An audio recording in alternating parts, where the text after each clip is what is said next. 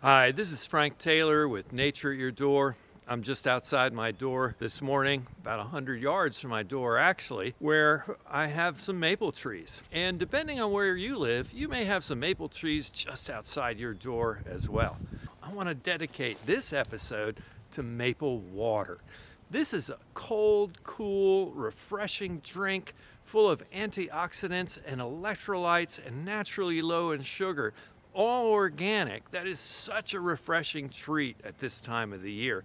And it's something that you can do too. I've done episodes on making maple syrup, and you can find them on my maple syrup maple tree playlist, especially my video from tap to syrup. It'll show you every step in the process of making maple syrup. But like I said, today's episode is about maple water. It is a new trendy kind of thing. It's a $200 million industry in the US catering to health-conscious consumers that are looking for organic, natural products and trying to substitute them for the standard sugary carbonated drinks that are on the grocery store shelves everywhere. I hope you'll enjoy this episode on maple water, its benefits, and how you can collect it as well. Right here in your backyard. You never know what you're going to find.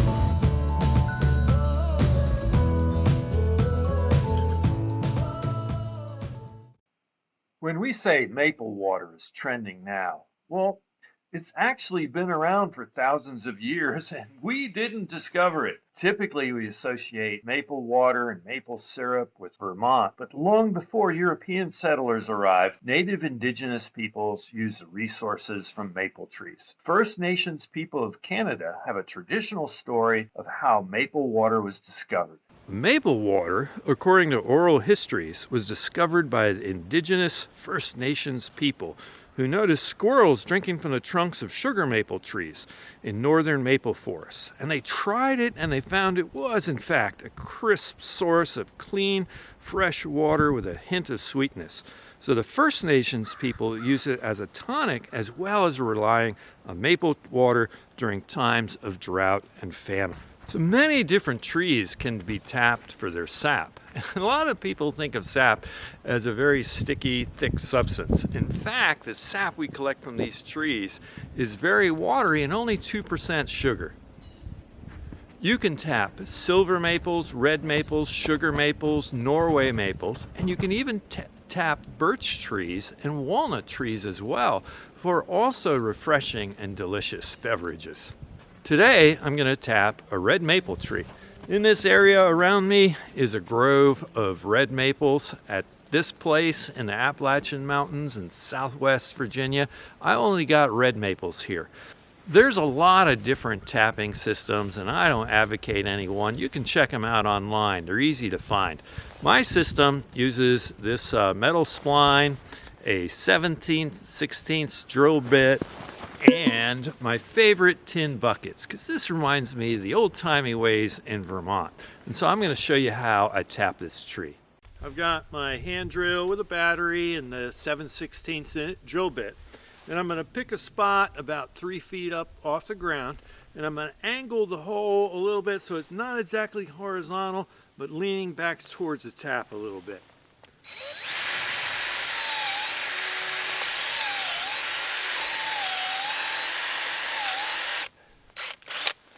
As I drill, I'm looking at the chips that come out and making sure they're nice and white and clean. If they come out brown, then I've got a bad part of the tree and that's not a good place to tap. I've marked on my drill bit where 2.5 inches is so I don't go too deep into the tree.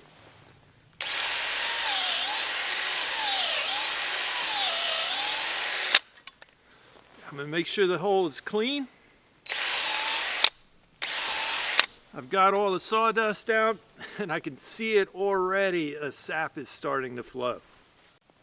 Next, I take my spline, and with this system I have, I need to put this hook on first, and I put it up in the hole, and then I'm going to take my hammer and tap it gently. I want to get that nice and snug so that the water will be forced to go through this spline.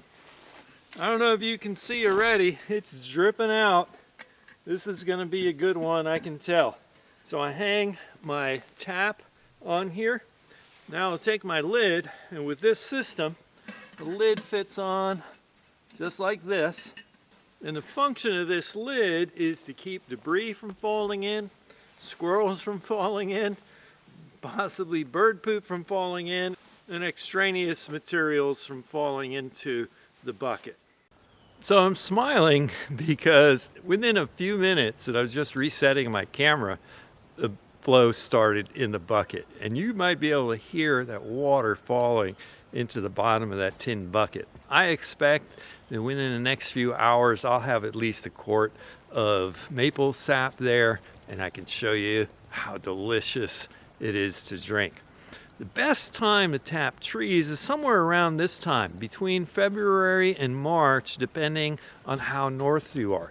And ideally, you want to pick days where it's 40 to 45 degrees during the day and below freezing in the 20s at night. This alternating freezing and thawing during the day seems to drive the sap up the tree, and you get your best results. Back at the tree I just tapped this morning. It's been a couple hours. There's already enough in here for me to have my first taste of maple water for the 2022 new year. This is in real time, and you can see how crystal clear this is. And this is why I brought this glass. I don't normally bring a clear glass into the woods, and I'm going to get my first taste of maple water for 2022. Man, there is nothing better. There's just a hint of sweetness, just a hint of maple syrup flavor to it. It is cold, it's refreshing, it's straight from the tree. This is fantastic. Man, you gotta try this. This is just fabulous. So here it comes. You knew I was gonna make a disclaimer, right? Never drink tree sap straight from the tree.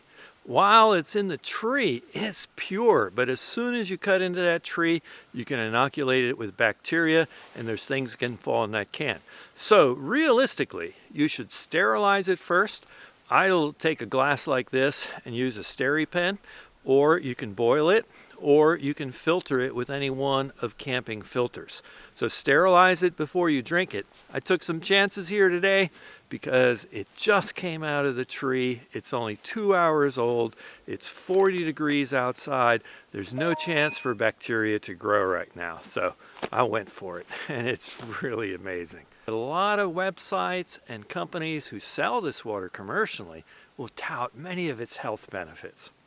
So the maple sap, what does it consist of? It's 98% water, 2% sugar, and some of these things.